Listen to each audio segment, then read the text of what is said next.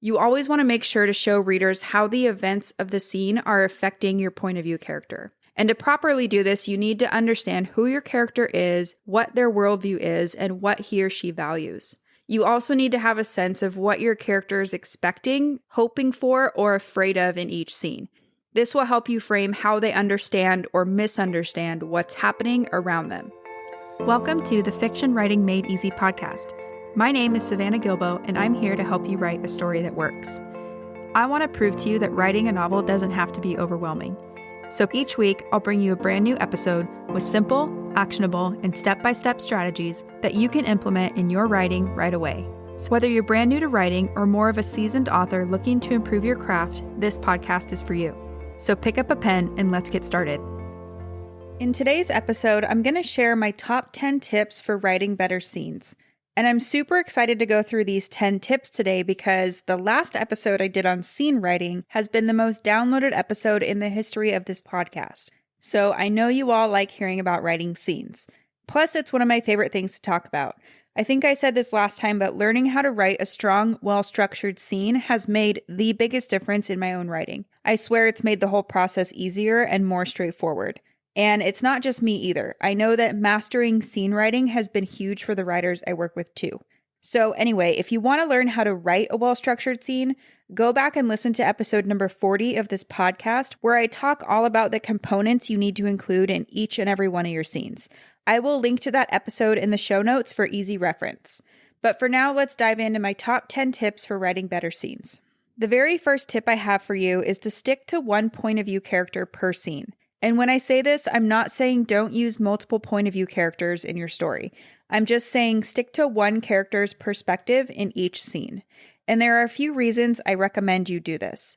Reason number one is because it makes the reading experience more immersive for readers. By grounding readers in one point of view character per scene, you give readers the time and space to really be in that character's head, experiencing the events of the story as he or she does. This will also help you avoid head hopping, which can be a jarring experience for readers. The second reason is that it's just easier to write a well-structured scene when you stick to one character's perspective. If you're in one character's perspective, tracking that character's goal throughout the scene, it's easier to write something that's cohesive, and it will be harder for you to go off on tangents that don't really matter. So that's tip number one, stick to one point of view character per scene. The second tip I have for you is to make sure the context of each scene is clear. And by that, I mean you need to ground the reader in time and place at the very beginning of each scene, especially in relation to the scene that came before it. So where is the scene happening? Has the location changed? If so, make that obvious to readers. How much time has passed since the last scene? Has it been an hour, 3 days, 10 months? Let readers know exactly how long it's been since we last saw this point of view character. And the reason this is so important is that if you're reading a book and you suddenly have no idea where or when the story is taking place, you're very likely going to stop reading, flip back a few pages, and try to figure out what the heck just happened.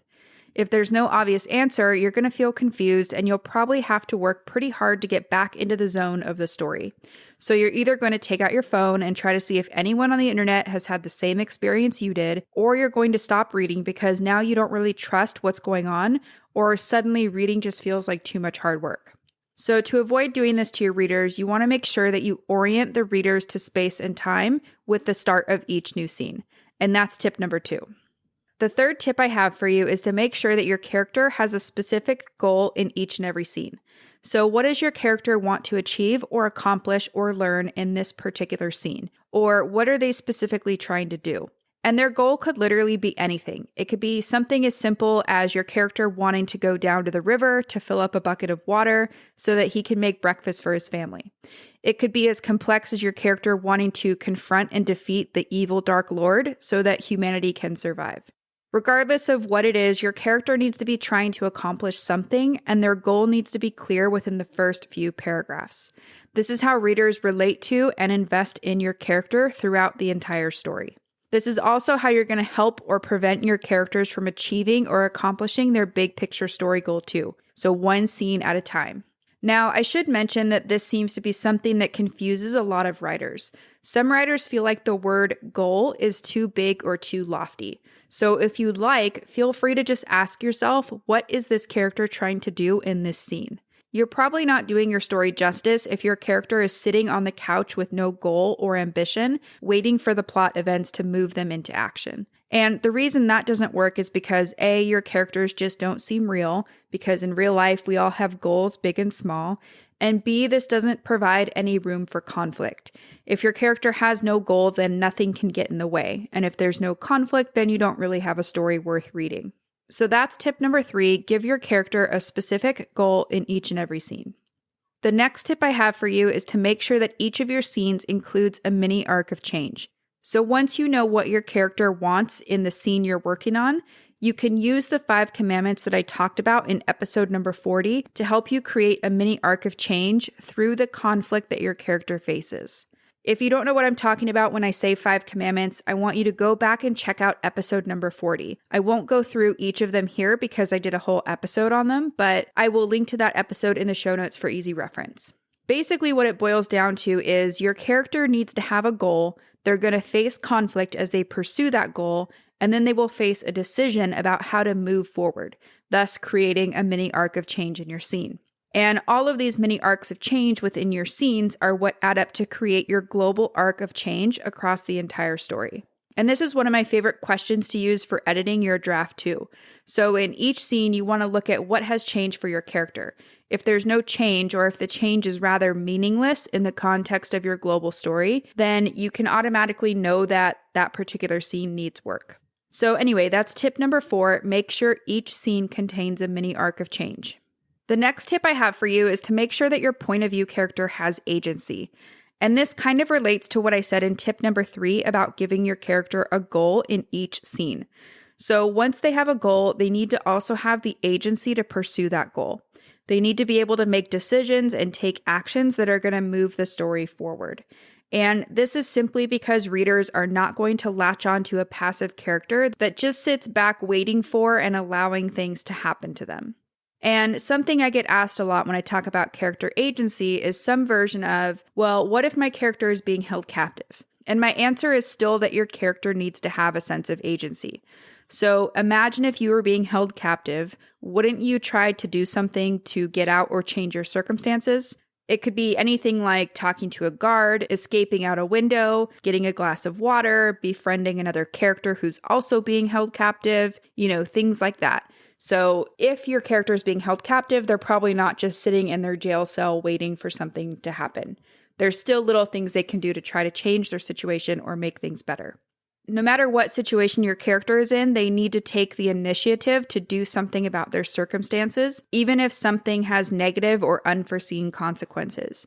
More often than not, it's the negative or unforeseen consequences that make a story interesting and that force your character to ultimately grow and change. So that's tip number 5, make sure your point of view character has agency.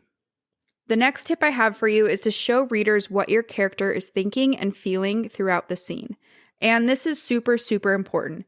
You always want to make sure to show readers how the events of the scene are affecting your point of view character. And to properly do this, you need to understand who your character is, what their worldview is, and what he or she values. You also need to have a sense of what your character is expecting, hoping for, or afraid of in each scene. This will help you frame how they understand or misunderstand what's happening around them. So in each scene, in addition to what's happening, you want to make sure to let readers inside your character's head. So what are they thinking or what are they feeling? How are they processing the events of the scene? What meaning are they taking from these events? And how will what happens externally, plus how they feel about what's happening, push them forward into the next scene? And that's tip number 6. Show readers what your character is thinking and feeling throughout the scene. Readers want to feel how your character feels, so let them inside their head. The next tip I have for you is to try to advance at least one subplot per scene. In a great story, subplots develop right alongside the main plot.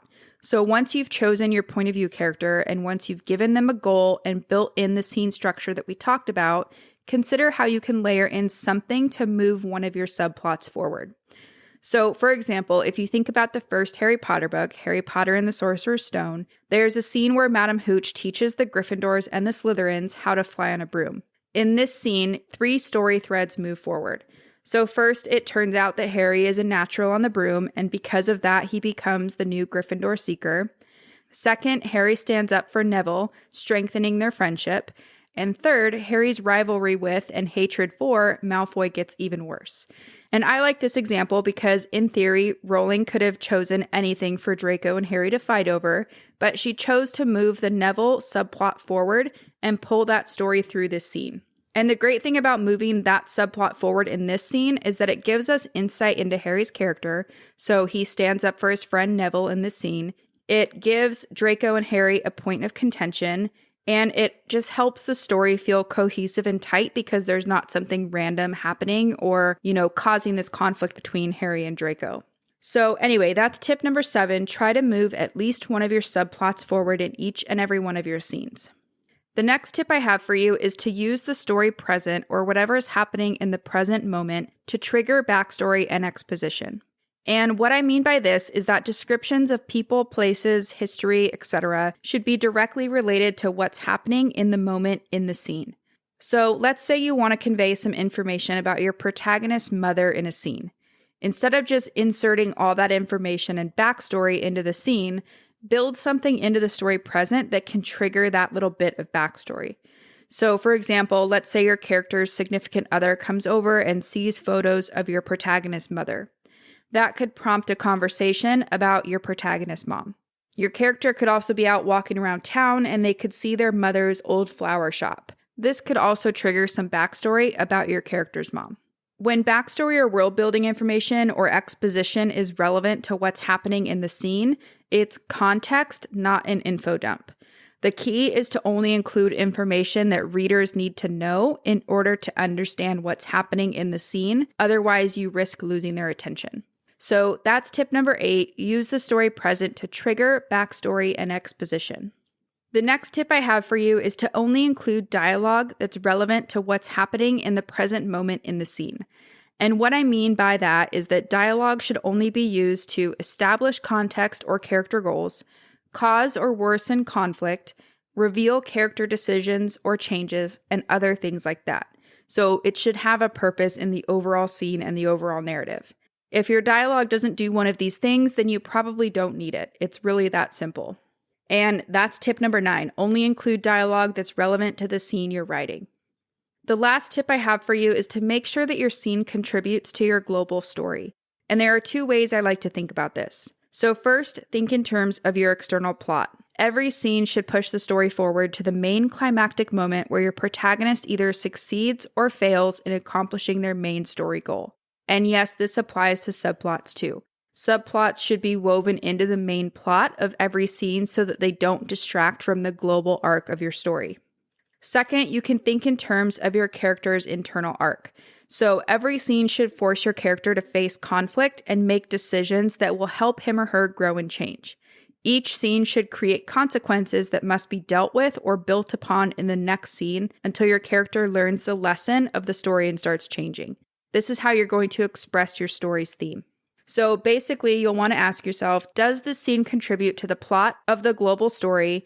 And then does this scene contribute to my character's arc or the theme of the global story? If not, it's time to reconsider the scene you're looking at to see if it warrants its place in your draft. Now, on that note, let's say you have a scene that doesn't necessarily contribute to the global story, but let's say it does show an important part of your character's backstory. If I were your coach or your editor, I would suggest finding another place to add that bit of backstory into your story where it's relevant to what's happening in a scene, instead of creating a whole scene that's only purpose is to deliver that backstory. So anyway, that's tip number 10. Make sure each of your scenes contributes to the global story, both externally and internally.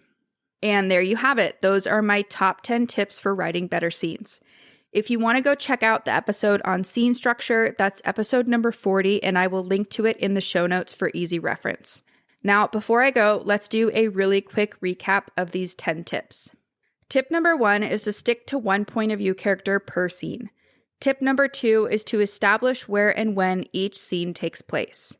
Tip number 3 is to give your characters a specific goal in each scene. Tip number 4 is to make sure each scene contains a mini arc of change. Tip number 5 is to give your point of view character agency in each scene so that they can go about accomplishing their scene goal. Tip number 6 is to show what your point of view character is thinking and feeling throughout each scene. Tip number 7 is to advance at least one subplot in each scene.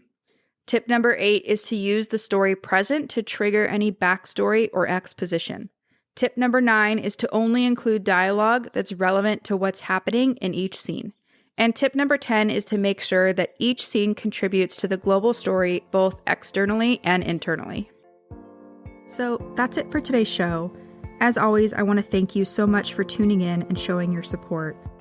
If you want to check out any of the links I mentioned in this episode, you can find them over at savannahgilbo.com/podcast. And if you haven't done so already, make sure you subscribe to the show because there's going to be another brand new episode coming out next week. If you're an Apple user, I'd really appreciate it if you took a few seconds to leave a quick rating and review. Your ratings and reviews tell iTunes that this is a podcast that's worth listening to. And in turn, that helps this show get in front of more fiction writers just like you.